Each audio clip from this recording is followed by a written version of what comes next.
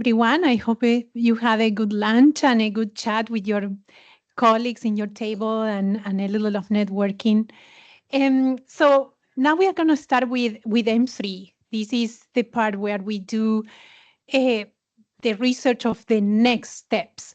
So we have, as we discussed this morning, we are doing research on the HOPE study. We talk a lot about target therapies, clinical trials, things that are available for you. But what is next, right? It's always that, can we do better? Can we make better therapies and understand this cancer better so we can really help patients and not only develop new therapies, but also perhaps therapies that give a better quality of life. So in aim 3 of this C3 initiative is all focused about that. What is next? And today we will, first I will introduce you a little what we are hoping to get from this aim, but also we have two trainees that are going to talk about what they have accomplished in the past 2 years. And in my opinion is, I think we are doing great science, but also we are training a lot of people that hopefully are learning about cholangiocarcinoma and are building this passion to continue research in this field, which is also, I think, a very important output of this initiative. So I will use some updates. So as my boss and our co-founder, Rebecca Auer, always says, research is care. And I also think research is hope. And I think this morning we talk a lot about the HOPE study and how important is to have hope to keep going. And I think research is another way of having hope, right? What is coming up? What is the new therapies? What are the new options that I will have for my disease? So this is what we are hoping to translate today to you, is why we do this research, and we care about you, and that is what motivates us to keep going and developing new therapies and learning more about this disease. So this C3 impact, or third aim, is mostly focused about three things. So one is finding new markers for biliary tract cancers diagnosis. So hopefully, what are those markers? Can we diagnose this disease faster and earlier, which I think is extremely important to be able to treat it better. Also, we are developing, as we learned a little this morning, about the importance of collecting information from patients, but also collecting material. And that is mostly what we call our C3 biobank. And we are collecting tumor samples and blood from patients. And this is extremely important because we are allowed to study the actual disease, the actual tissue, instead of modeling, for example, from cell lines or things that are not reflective of the tumor per se that we need to try to understand and destroy it. So we are building this biobank. And lastly, we are also thinking in what is next. So what are these new therapies that we could develop when we learn about this disease? And that we call it our novel immunotherapeutic pipeline for biliary tract cancers. So today we will get an update a little on that aspect. So this immunotherapy pipeline, or M3, is indeed we are a group of scientists working together. And I think this is also extremely important. Collaborations make a difference if we really want to move forward and make progress in science. So we are 5 lead PIs associated with different sub-projects that, while in this schematic that we put together looks all linear and all feeding in one particular aspect, indeed, we are all interconnected, and the idea is to work together and not in silos. So we have one of the sub-projects is led by Dr. Pugh at OICR and Princess Margaret, and is mostly understanding the genetic landscape of these tumors. So what mutations are there? What is changing in this tumor that make this a malignant tissue? And so Dr. Pugh is leading that aspect. We also have Dr. Brad Nelson in Victoria, and what he's going to do is he has a beautiful pipeline of really mapping what are the immune cells in tumors.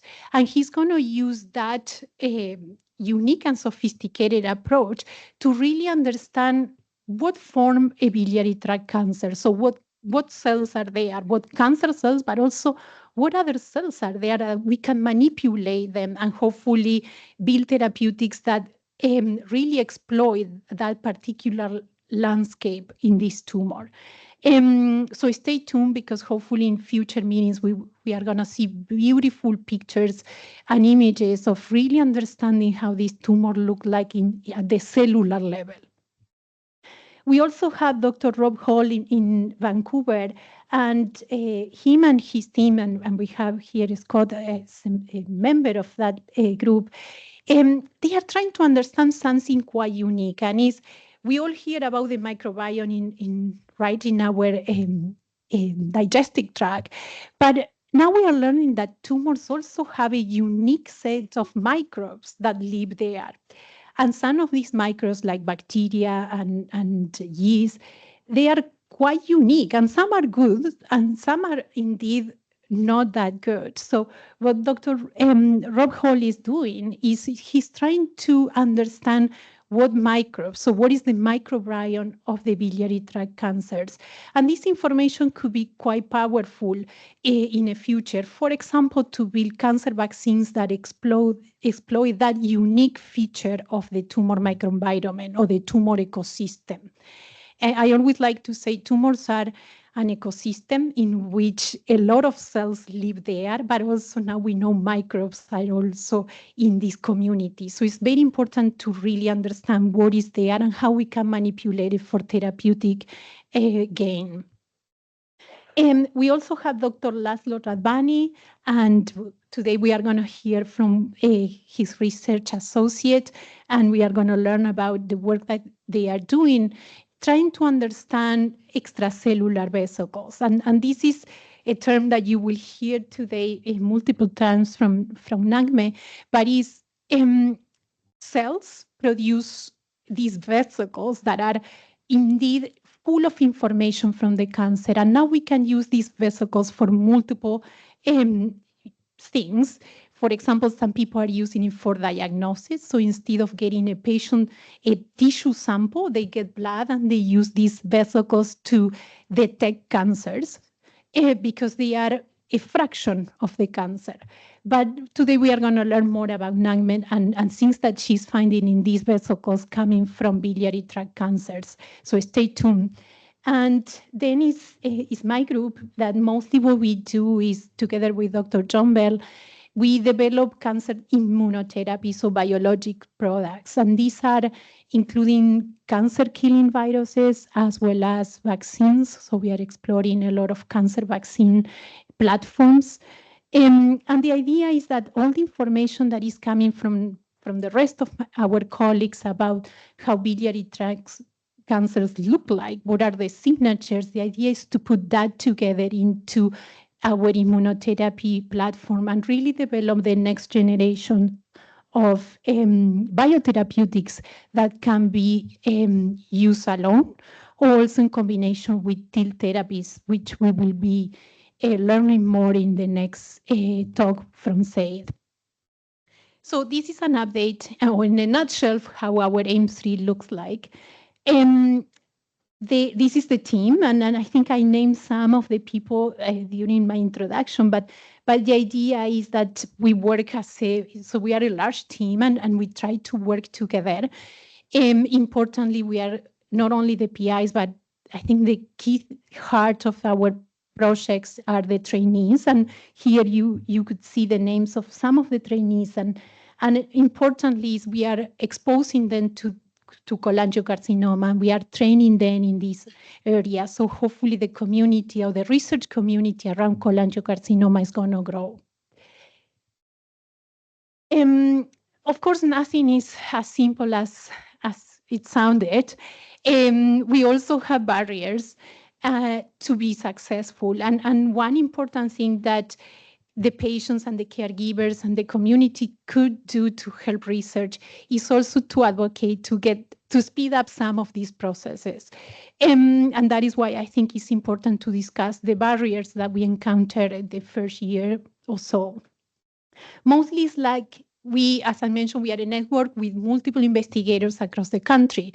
That means we need agreements between institutions. So that has been a lengthy process to get all the agreements in place. And importantly, to share tissue and data is not as simple as, oh, you need this, I can give it to you. There are agreements in place that had to be established. And that took a lot of time, to be honest. So had it slowed down a little our progress, but I think now everything is in place, so we now could move forward and keep going. But it was an important lesson to learn. Similar, some of the agreements are dependent on the progress of phase 1. So now that everything is done and these agreements to get tissue are in place. So, for example, Dr. Brad Nelson or Rob Hall will be able to get the samples that they need to follow up in their studies. Other challenges are obtaining these, what I call MTAs, so material transfer agreements, and even to get cell lines, right? Cholangiocarcinoma cell lines are not as easy to obtain. There are not big banks, and there are very few commercially available ones. So obtaining all these agreements to get the cells transferred to our labs, it took time. But now we have a nice library of cells, and we will be very happy to share with any investigator that requests them. Also, finding good models, right? You will see that a lot of the experiments or the studies that we are doing, we need good models, because to develop something specific and that, for example, target cholangiocarcinoma, we need to have models that reflect the disease. So getting those models up and running, it wasn't easy. And also, there are not that many available. So we need to, that is why also research is important. We need to generate the tools to do the research. So I think mostly those were the key barriers that we encountered during the first 2 years. But I think they are now behind us, and we can focus on the science and the good things that are in the pipeline, which we will share with you. So that being said, so this is us, and this is what we are doing. And today we have 2 great talks from our trainees, mostly, as I say, focus on improving TIL therapies. And Zaid, a postdoc in my lab, is going to be giving a talk about that. And then we are going to have Naghmeh, who is going to give us an update in the Radvani lab, is going to be talking about these extracellular vesicles produced by cholangiocarcinomas. So with that, I would like to invite Zaid. So Zaid, as I mentioned, is a postdoc in my lab. He's working with TIL therapies. He is going to share so far what he had accomplished in this project. So thank you.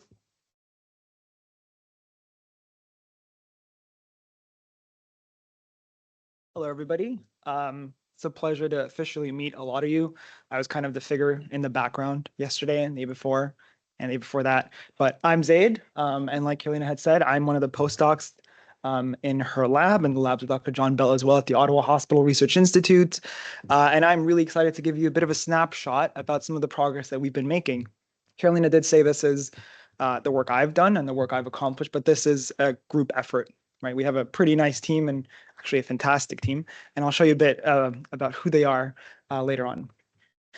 So I'll start by just very briefly touching on some of the pillars of cancer care. So we know that over the past several decades, we've really made strides in the clinic. So we've come from, having a simple one-step therapy, which is supposed to be a, one bullet for all, to many developed novel strategies like combinations between surgeries, radiotherapies, chemotherapies. And then in the past few decades, we've really made strides in targeted therapies. So we find genetic exploits, right, in tumors that we can target specifically, and immunotherapies as well. And that's going to be the focus today. And combinations of all these things together, especially with the newer generations of therapies, have really created really nice clinical benefit. But one of the big problems is that patient candidacy and patient access, especially towards the right-hand side of the spectrum, can become a bit of a challenge, right? Because unless patients have, or a tumor has a specific targetable exploit or biomarker, some of these targeted therapies simply have nothing to target. And so that's why one of the themes that our research has is strategies that are tumor or biomarker agnostic. And what this means is that we're trying to target a cancer as a whole. It doesn't matter how, this molecule looks or that molecule looks. Our strategies are for a cancer, wherever it is, however it looks. This doesn't mean that it's a magic bullet, but it means that now the eligibility criteria and the exclusion criteria for who can and can get these things are a little different and maybe more lenient. So on that note, I'm going to give you guys a bit of an overview about what TILs are. So just by a show of hands, who's familiar with the concept of TILs? Okay, excellent. So I can jump through the slides. So in a nutshell, tumors have immune cells, right? Because immune cells like to scope out the body, find anything abnormal, and try to attack it. Tumors are unfortunately abnormal. And so immune cells and the immune system go in to try to destroy it. Sometimes they're successful, sometimes they're not.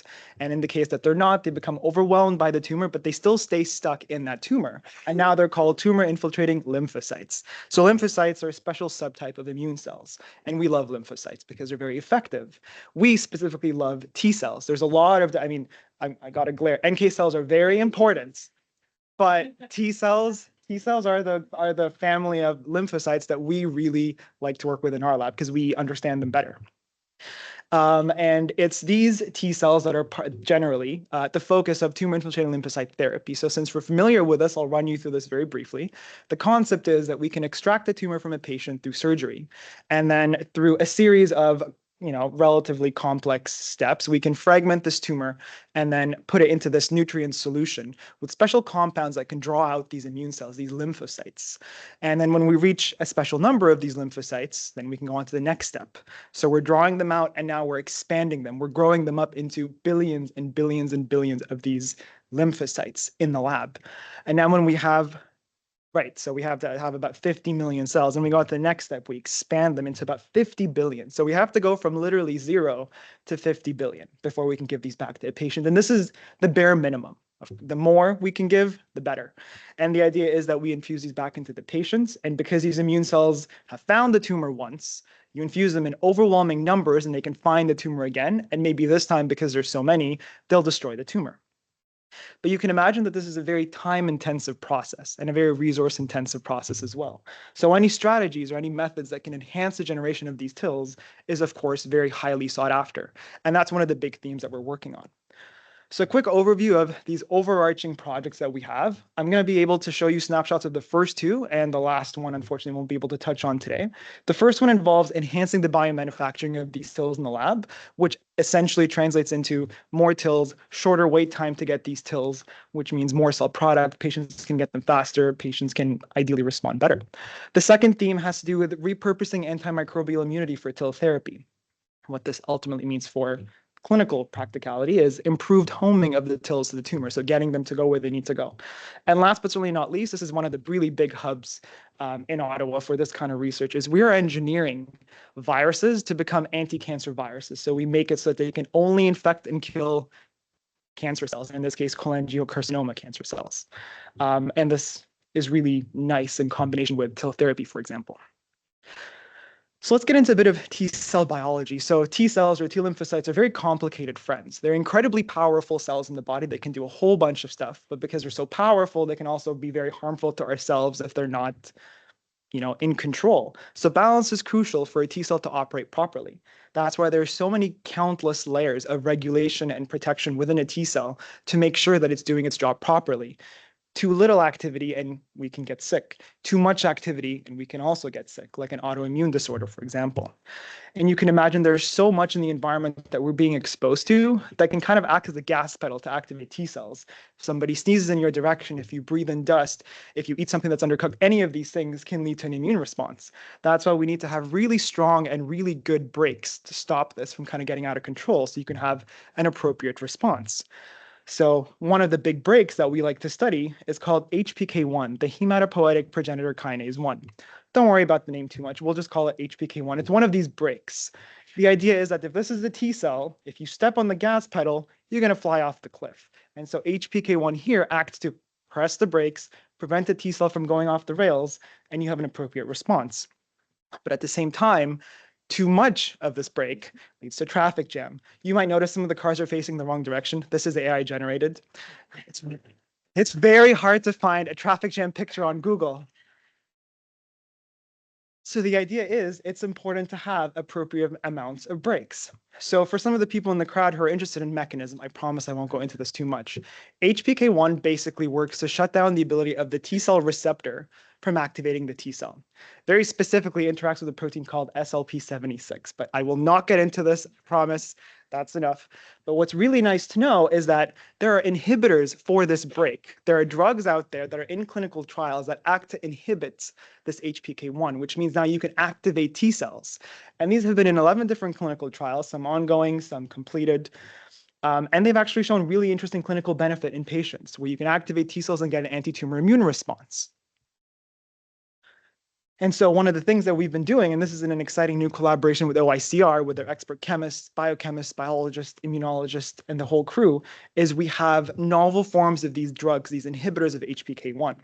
And our idea is we want to use these in the lab to grow up these TILs, right? We're not giving them to the patients, we're putting them in with the TILs in culture. So the idea is that we can grow more cells, means shorter wait times. It also means healthier TILs, because if immune cells are sitting outside of the body for too long, that's not normal for an immune cell. They're going to be less happy. So the quicker we give them to the patient, the happier everybody is. And most importantly is that the patients are not being exposed to these drugs. Only the TILs are. And you can imagine, no matter how generally well tolerated a drug is, if you're hyperactivating the immune system, it's generally not going to be a pleasant side effect. So if we can completely remove that, that's kind of what we're trying to do here. That's probably a step in a right direction, at least as a first step. So I'm going to show you a snapshot of kind of where we're at right now. And so we've done a lot of validation with these compounds, again, courtesy of OICR. And so what we've done is through a program that was, again, set up by Dr. Auer, she's done so much for us, we are able to get fresh tumor samples from the OR. And we get these tumor samples, we process them, and then we can actually fragment them and put them in the lab to grow these TILs out of them. And what we've done, as you can see in the two bar graphs in the bottom, here we have a gastric cancer, so stomach, and a renal cancer, kidney. When we treat these tumor fragments with these drugs, you can see in the colored bars, there's generally more TILs, because when we physically count, we see more cells coming out. And this is quite substantial. At every single time point when we count, we see more. So that's nice. But also when we characterize these TILs and see what kind of cells do we have, we're finding that not only do we have more TILs, but we have more happier TILs. So on the left-hand side, we have less exhausted T cells. And exhausted cells are literally the bad, ineffective bad guys. And on the right-hand side, we get more of the persistent good guys. So they're the stem-like phenotypes. So generally, we're just getting more TILs and they're happier. And so in a nutshell, I think where we're at right now is a really exciting point where we've been able to show that these things can actually work in the lab. And we're actively trying to see how we can take us to the next step to see whether or not or how effective these TILs can be in actual disease models. So that was a snapshot of the first project. The second project is a little different. And here I'm talking about repurposing pre-existing immunity to enhance TIL therapy. And so this really draws on the concept of vaccination. So by a show of hands, who's received the MMR vaccine? Okay, so basically, basically, what's really cool is that you probably all have memory cells, even if you've received this thing 20, 30, 40 years ago plus. We have memory cells in our body that develop when your immune system is exposed to something, like a vaccine, for example. And these memory cells are there for a very long time, and they check all your tissues at all times to make sure if that threat that they were generated to detect is there. What's really cool is that these same memory cells also stumble into tumors, because tumors are also tissues and you can find them there. Now, the concept that we're playing on here is, okay, if these memory cells are ever in the body, they can also be in the tumor. What happens if now we inject the tumor itself with that vaccine, that same safe, effective, widely accessible vaccine? The idea is that you would get all of these immune cells that are fundamentally years ago generated and programmed to detect this threat. We get them all to fly towards the site of the vaccine, which is in the tumor. because if you received a vaccine, when you get the second shot, usually it really swells up. Same concept, but this would be in the tumor. And what's really nice is that the immune system operates with a really violent mob psychology. If one population of immune cells goes somewhere, all of their friends go with them, even if they're not familiar with what's going on. They just fly there because of chemokines and cytokines, biological compounds that draw immune cells there. If you get too much of these things there, you get a lot of inflammation, you get tumor destruction, tissue destruction, right? And this is kind of the concept that we're playing on. And what's really cool is that if you're administering TIL therapy at the same time, mob psychology applies. They'll fall to the same sites. And so we've done a series of experiments that kind of tease this apart. And this is a concept that's been kind of evident in some of the literature. What we've done here is we have some animals. We use mice. We've immunized these mice with the smallpox vaccine. It's the vaccinia virus. We wait a couple of months. Then tumor development begins in these animals. And about 3 weeks later, we look inside the tumors. What you're looking at here is some data that comes out of a flow cytometer, which we've seen at OICR. And what we're looking at here are those dotted rectangles. Inside those dotted rectangles is a number and a bunch of dots. Those are antiviral cells, cells that are against the smallpox vaccine. In the top, we have the unvaccinated mice. When you look at those rectangles there are no spots in those rectangles because those mice have never received that vaccine. In the bottom, though, when we're looking at the vaccinated mice, you can see those cells, right? Those cells are present in the spleen in red. The spleen is this big immune organ where a lot of your immune cells park. But we also see them in the tumors. Now, why are they in the tumor? We never lured them there. The mice were immunized months before they had ever developed a tumor. So these things must have just stumbled into the tumor, which again is a really powerful concept that we can play on. And indeed, when we try to see and leverage this concept in a therapeutic setting, we can see real survival benefits. So in this, again, this is another experiment in animals where we have mice, we immunize them, they develop tumors, and then we inject these tumors with that vaccine. And what I want you to appreciate here is that in purple at the very, very bottom, I don't really know where the mouse is. This is the group that had received the vaccine. It's really nice because those tumors, as you can see, are very small. So the y-axis represents size. And we measure these tumors over time. These tumors aren't growing. Some of them are shrinking. Some of them are regressing. Some of them are growing very, very slowly. So what's really cool here is that with a very simple, widely deployed, and safe vaccination, we're able to create, in some of these animals, tumor shrinking, and in others, a very broad window of opportunity for an additional therapy to come in, say surgery, say radiation therapy, say chemo, say TIL therapy, any kind of immunotherapy. And that's kind of the concept, is that it's kind of an accessible strategy that can be widely deployed to create an effect that can be beneficial. And so that's kind of the key takeaway here. And there's a lot of these vaccines out there. I've just listed some, and the price points are nothing compared to some of the other, things that are out there.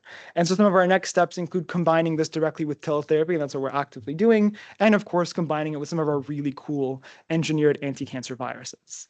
And so this is just a snapshot of some of the work that we've been doing. Our team is diverse. We have so many different students with really exciting projects from different points in their academic careers. We have co-op students, master students, PhD students, and this is not even the whole team. Our team is also remarkable and very inspiring. We don't just do things in the lab, we do so much outside of the lab. Dr. Auer is really a huge inspiration for us. And it's really because of her we're so athletic, because now we do the Terry Fox run, run for the cure, ride for dad, running with Purple Project. It's just so much good stuff all the time. And yeah, Ottawa is a really fantastic place to really be, to grow and to be enriched as a trainee and as a student. And we're really lucky we have a fantastic and supportive community. And we also do a lot of initiatives. Happy to connect with all of you through Christine and Leonard and the rest of the C3 about these initiatives. And last but not least, thank you, of course, to our inspiring team, our inspiring leaders, our inspiring Leonard, who's put all this together, the organizing committee, and of course, all of the inspiring patient partners and advocates, including those who couldn't be here with us today. Yeah. Thank you very much.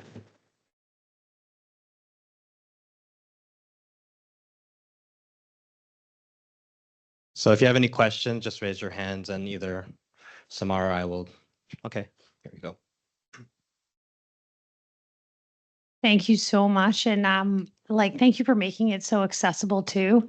I like to pretend I always understand the science, but sometimes I appreciate accessibility. But I'm so excited. I haven't seen any of that data, but kind of a crazy question, but could you then take your TIL and also put in a lenti with an antigen to like measles and then like double tag it there? So it would like actually go there for the measles, but then when it got there, it would be a TIL too? Absolutely. I mean, the possibilities are endless with the TILs. We can engineer them as much as we want to make them more powerful. We have a lot of interesting platforms we're working on that I'm presenting today, but this is absolutely a possibility. Yeah. Well. Okay. Okay. Well, thank you everybody for your attention.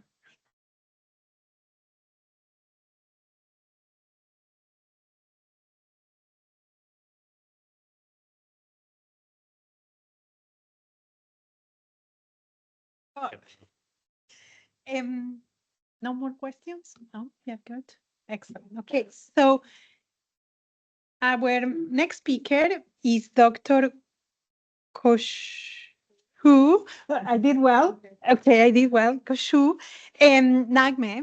Naghmeh is a research associate in Dr. Rasbani, sorry, and she has been working for 12 years or more in immuno-oncology, so she's an expert.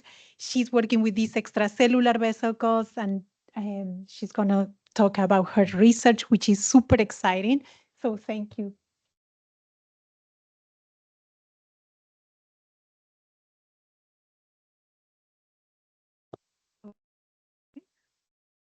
So good afternoon, everyone. I'm Naghmeh. I'm research associate at C3 and also ICR. Our team under the guidance of Dr. Radwani and Dr. Stein are dedicated to identify novel antigen for tumor infiltrating lymphocyte using a unique element that's called transposable element in bile duct cancer. So what are the retrotransposable elements? To be in the simple word, they are a segment of DNA that can copy and paste themselves to a new location in the genome using RNA intermediate. So this new location obviously can cause mutation and change in the DNA. So in the normal condition, this phenomena can contribute to gene diversity, but when things goes wrong, like during cancer, it can cause problem. So they are different type of these retro elements, but I'm explaining two main one here, line and herb. So line is the long sequence that can move independently in the genome. And they do that by producing two main protein. I'm just saying here. Yeah, we can see ORF1 and ORF2. So they use these two proteins to reinsert themselves into the genome. HERV-K is actually a viral sequence that's stuck in our DNA thousands of years ago, but they are inactive, but they can be activated in some conditions like cancer. And then they also use different kind of factor and protein, a little bit more complicated than the line, to reinsert themselves into a new location. So what is the life cycle of line one and how it can do that, this reinsertion? So they actually transcribe in the nucleus, they're transported in the cytoplasm, and then they produce these two proteins, they make a complex with these two proteins, and then they shift back to the nucleus, and they reinsert and make a cDNA reinsert to the new location. In the normal situation, there are a lot of mechanisms that silencing them and preventing them to insert to complete this cycle. But what will happen in cancer and how retroelements are contributing to that? So we know that different kind of triggers like stress, cellular stress, chronic inflammation, and radiation can activate this retroelement. And also, we know that anything that can change the packaging of the DNA itself, like global hypomethylation or chromatin remodeling, can activate this retroelement again. And these can make a different cascade, and the cascade of events and consequences that can make carcinogenesis or development of the cancer. So another concept that I think we talked yesterday and we are talk today with Dr. Ilkow is another structure that is very important, especially in liquid biopsy these days, is extracellular vesicles. So they are small bounded particle that's released by cells into extracellular environment. So then it will go to the bloodstream, and it contains different kind of structure from DNA, RNA, protein, and lipids. Their function normally is to cell communication between cells, immune response between the different organ or different cells, or waste removal. But what is the relationship we found, or what we know about the relationship between retroelement, EVs, and cancer? So we know that many cancer produced retroelement due to DNA instability and gene regulation change. We know that line 1 and HERV-K are shown to be activated in multiple cancer and due to DNA regulation change. Our team shows that retroelement RNA are not only present in the cells, but it can actively release into the EVs. We discovered that these EVs are found at a higher level in the plasma of the Ewing sarcoma compared to the healthy patient. So all these findings suggest that retroelement can serve as a potential cancer marker for detection, for monitoring through liquid biopsy, and also can be a target for treatment.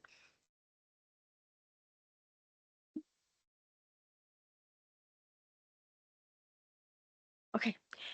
And also our other main goal is to see if we can use this retroelement in tumor infiltrating lymphocyte therapy as an activator, or to use that for the T cells to be activated, or to be to an expansion level can be used. So that's another aspect of our study to ultimately help TIL therapy. So we have in our study 3 main goals: to identify novel tumor antigen in bile duct by studying retrotransposable element in tumor cells and their EVs, to develop non-invasive diagnostic and monitoring tool for BTC by analyzing EVs isolated from patient blood sample, and to explore the potential of the retroelement as a therapeutic target for tumor infiltrating lymphocyte therapy. So the first set of my my data, is the data that we found studying on cell line and their EVs. So we used one normal non-cancer cell line as our control, and 3 cell lines, CCA cell lines, KKU55, HACA1, and 23. So the first step for us was to assess the retroelement at RNA level to see if we are seeing any change between the control, and we use qPCR for that.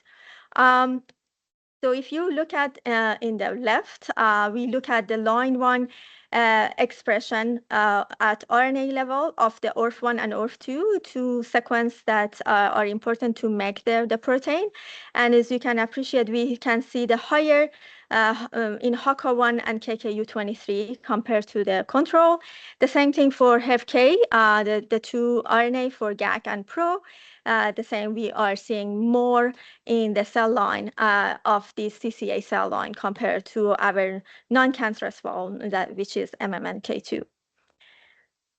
Next for us was to isolate EVs from the conditioned media, from the when these EVs are released to the environment.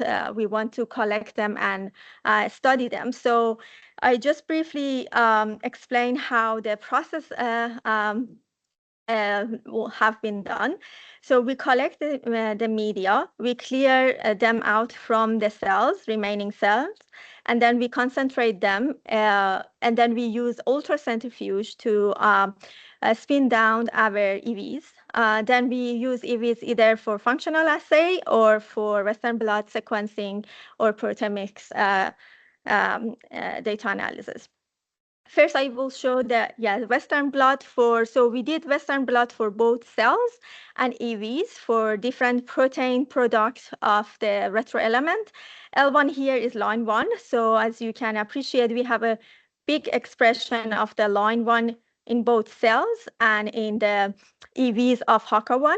And we have a little bit of expression in KKU23, KKU55, and also for HERV7, we could see some in cells, and in KKU23, very high expression of HERV7 and also HERV21 in the EVs. So we could detect the protein at the protein level in our CCA cell line compared to our control cells, that is non-cancerous, that we did not see any expression. We also did mass spectrometry on our both cell line and also the EVs. We use the data dependent acquisition, and we use our in-house generated protein and peptide for retroelement and HLA variant as well. So for the people that are not very familiar with mass spectrometry, is a kind of another way of measuring the protein, but in the whole, in the very kind of broader aspect at Western blot. So I will go through the process of how we do that for a short time. So what we do is that we extract the protein from our cell line or our EVs. We chop this protein to the smaller pieces, and we make the peptide using trypsin. Then in the first stage, we do peptide fractionation, means that we this mix of peptide that we have, we separate them in different groups to make it more simple to go to the next step. This is the final step to identifying them. And in the last step, what we do, we ionize this peptide and we go through them separation channel that each peptide will at the end give us a peak. So each peak of the color is one peptide. And then according to our database that we have, an addition of database that we made in-house, we could identify different protein, and we could quantify this protein at the same time. So what we found was, for the first time in any study, we could actually detect some of the retroelement protein that was not able before to detect with other kind of method like Western blot. And these are included the ORF2 side. The ORF2 is very low expression protein, so it's never possible to be detected with Western blot. So each one of these dots is showing the peptide, the detected peptide, using the proteomics analysis. So we could we were so excited to see we can get these protein quantify and also detected. So for line 1, and the same thing for HERV-K, we were able to be able to detect them. And also one other interesting things here is that we could detect these activation of in retroelement in CCA cell line in almost all chromosomes. So these are in the outer area is the chromosome number and the chromosome side, and then HERV-K and line 1 is in the middle. So in any one of these line that you are saying is reactivation of this element in CCA. So almost all the chromosome was affected, and they are expressing the retroelement. Another aspect that is very important is HLA typing. When we are doing any kind of immunotherapy, we need to HLA type. And what HLA is the molecule that actually able our immune cells to detect cancer cells. So we need to know what kind of these molecule we have on the cancer cells to be able to develop a good T cells for them. So HLA typing is very basic and very important aspect of it. So here I only am showing the HLA A, one of the HLA. As you can appreciate, we almost doesn't have any HLA-A1. HLA-A2 is very well-known HLA that is for targeting therapy is very important. One of our cell line is expressing HLA-A2 that we were happy we can get one cell line that we can study more on.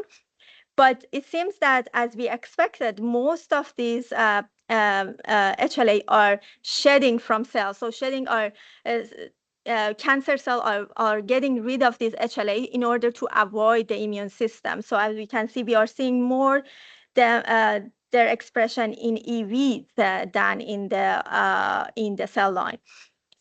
And so we kind of confirmed this study for HLA-A2 with flow cytometry. So shifting to the right, it means that we have HLA-A2 expression in KKU23. So KKU23 can be used for our further experiment that we are going to do in future. Another aspect that we touch a little bit about is the chronic inflammation and how it's important in cancer development. So we know that chronic inflammation can cause cell transformation, primary growth of the cancer, or cancer metastasis. And in the other hand, we know that retroelement can actually induce some of the inflammation response by making double-stranded RNA or RNA-DNA hybrid. So we wanted to make sure that with these kind of cell line that we have with CCA, are we going to see any inflammation in our immune system or not? So what we did was we designed an experiment that we use THP1, that is one kind of immune cells, and then we add the EVs from these cell line to THP1, and then we measure the activation of the NF-kappa B, one of the signaling for inflammation and interferon signaling. So we found that, again, for HACA1 EVs and KKU23 two-cell line, we can see the higher inflammation through NF-kappa B. And also for HACA1, we can see even interferon signal activation as well. So the second part of my data is on patient plasma and EV isolated for patient plasma. I think that this is the one thing that we were so looking forward to see how we can, are we going to see the same things in the EVs coming from patient plasma? So we collaboration with Dr. Grant, we got a 14 sample of the patient with BTC, and we did sequencing on them. And we got very interesting data confirming our cell line that we have actually higher expression of the different retroelement in our EVs from the plasma of the patient compared to control. As you can appreciate, line 1, line 2 is another type of retroelement, and other type of retroelement are upregulated in our plasma.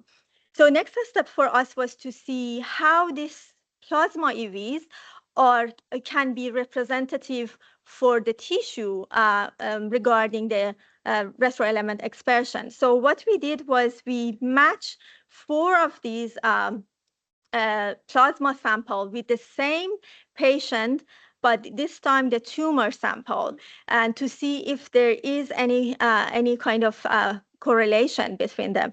And here, so this for healthy patient is in green, and then plasma in blue, and tumor is red. You can appreciate that both of them are increasing in the cancer compared to the healthy donor.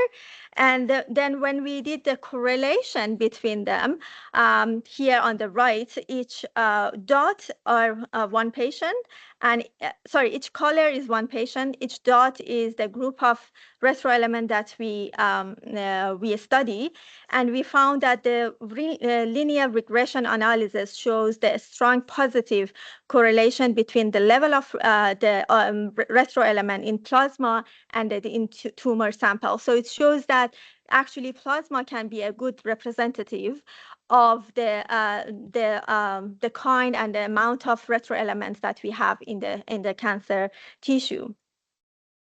So to summarize, we successfully isolated EVs from the cell line and the plasma. We confirmed the expression of the retroelement using different methods in Western blot and at RNA level and protein level. And also for the first time, we could detect the retroelement protein using proteomics analysis. And the isolated EV from folding sample shows that we have significantly higher expression of the retroelement in our patient sample compared to the healthy donor. And there is a positive correlation between the plasma and the tissue of the regarding the cancer, the retroelement. So in future, we want to continue this study using additional cell line and clinical specimen. We will compare the data to the whole genome transcriptome data from over 30 CCA tumor provided by our collaborator, Dr. Grant and Dr. Zogopoulos. We will assess the effect of the reverse transcription inhibitor drug on cancer development, and we will generate T-cell line targeting selected retroelement antigen and test them against CCA cell line. And I would like to thank the principal investigator, Dr. Radwani, and Dr. Stein, and all our amazing lab member, Valentina, Peter, Zembo, Suki, and Vincent. And the most heartfelt thank you to all the patient and caregiver, especially the one that came yesterday to the lab tour. Thank you so much for your thoughtful question. You inspire us so much and remind us that our work matter. And thank you all. Thank you, the organization, Leonard, Dr. Lincoln, Dr. Oyer, and all other that you for this. Thank you so much.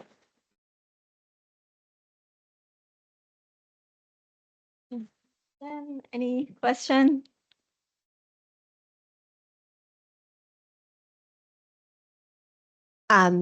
So I just am I right to assume then that at some point the idea is that a liquid biopsy could be used in place of a tissue biopsy for cholangiocarcinoma That's patients? our goal to confirm that. I mean, we know that there is a lot of limitation for liquid biopsy too. The quality of liquid biopsy is important. How they got it is important. When they got it is important. So, but our goal is that, and we know that for CCA, especially the extrahepatic CCA, we need that for sure. So yes, that's our goal. Thank you. So then is it over here? Oh, sorry. Yes. So are you saying there's a direct correlation between the retroelements that you find in plasma as compared to the gene, as compared to genomic testing from plasma? Yeah. So there is, the correlation is between the retroelement of the plasma and the retroelement in the tissue, the tumor tissue, the tumor biopsy. Yes, there is a positive correlation between them, which means that they are can represent each other. Oh, very nice results on line 1. Can you find some T cells that recognize ORF2 derived peptides? That's what our aim. So that's what we are selecting this cell line, and we are actually testing more cell line to find a good candidate to use this retroelement. And yeah, Dr. Radwani can talk more. But yeah, so thanks, Naghmeh. That's fantastic. Yeah, so I mean, our dream is to use cell-free RNA from the plasma of patients for not only doing an antigenic profile. So you can imagine that if you have metastatic cancer, these cells are producing these extracellular vesicles and they're systemically going all over the place. So by looking at the extracellular vesicles, you're getting sort of a survey of everything that's going on in your body. And so one of the limitations of TIL therapy still, as well as biopsies, is that you're only sampling 1 or 2 tumors if you're lucky, and then you're not dealing with what's called heterogeneity, and that's what really is the big challenge in human cancer versus a mouse model, where you just stick a monoclonal cancer in a mouse and then, yeah, you can cure the mouse, but that's not applicable to humans, unfortunately. So our dream is to use EVs as a source, not only for retroelement antigens, but identifying other antigens that are reminiscent of all your cancer in your body, and then we can then predict what are the antigens that we can make vaccines against and or make neoantigens